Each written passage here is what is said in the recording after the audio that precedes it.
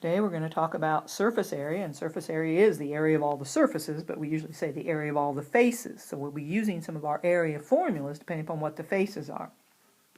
If it has a curved surface in the shape, you'll be wanting to use one of these formulas down here. If it doesn't, I don't like to try to memorize a lot of formulas or try to use formulas. I try to use this idea, trace a face. So if it has a curved surface, you're going to use one of these formulas, cylinder or cone. But if it doesn't, then we'll use the other. Just trace a face, and depending on what the face is, then you'll use the right formula from our area formulas. So again, if you want to identify the shape, it is a rectangular prism. Let's put some dimensions on it. Let's say it's 4 meters, 5 meters, and 6 meters. And here's where the idea of what shape are the faces, well, they're rectangles. So if I'm going to trace a face, this face would be 4 meters by 6 meters. It's going to take 4 times 6, which would be 24. But if that's the front face, I guess I didn't trace the whole face, what's the back face going to be? The same as that, so we have 2 of those. So I'm going to double that and get 48. I'm going to trace another face. Let's trace this side face over here. Well, it is 5 by 4.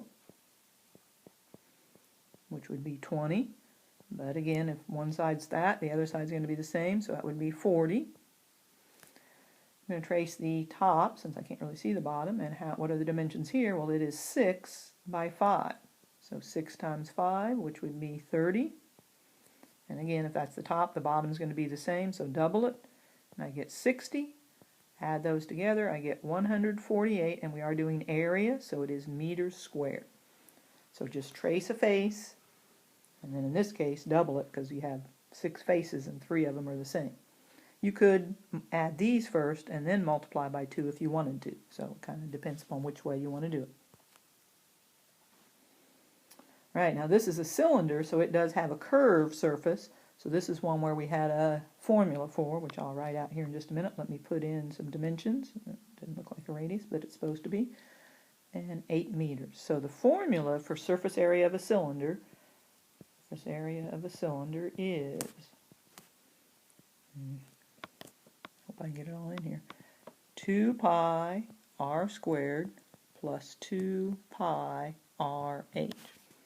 So 2 times 3.14, and then what is the radius here? The radius is 4, so you either write 4 squared, or if you want, you can go ahead and write in 16, plus 2 times 3.14, I'm going to run out of room, that's why I'm going sideways here, times 4 times the height, which is 8. So again, use your calculator to do this. If you know how to do parentheses, you can do it all in one calculation, but if not, you can write in a different step. Plus 200.96.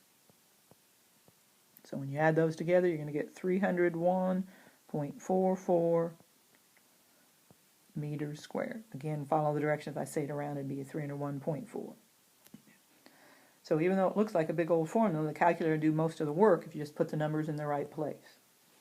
So you want to keep these formulas handy. Okay, again, let's identify this shape. Well, this is a cone, so the formula for surface area of a cone is equal to pi times the radius times L, which is the slant height. Oops, sorry, not equals. Plus pi times r squared, which is the area of the base. Kind of hard to do this, but let's say our radius here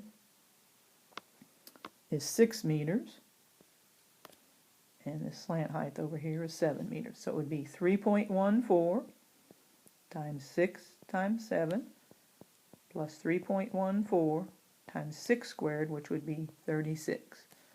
So again, you can use your parentheses and do all that, I guess, or just do it out separately and add the two together. You get 244.92 meters squared. And pay attention if they ask you to round. So surface area of a cone. Okay, what shape is this? This is a pyramid. Excuse me. It does not have any curved surfaces, so we're going to use that idea of trace a face. So let me put some dimensions in here for you. Let's see, going down this face here. It's kind of hard to see that. Let's say that is 8 meters. So what faces do you see here? Well, if we trace the bottom face, it is a square, so its area is 5 times 5, which would be 25. The other shape is a triangle, so the formula is going to be 1/2, the base is 5, the height is 8. But how many of those triangles do we have? Well, we have 4 of them, so we're going to multiply by 4. Again, lots of ways to do this. I'm going to take half of 8 is 4, 5 times 4 is 20, 20 times 4 would be 80. So then I add these two together and I get 105 meters squared for the surface area. So trace a face when it doesn't have a curved surface.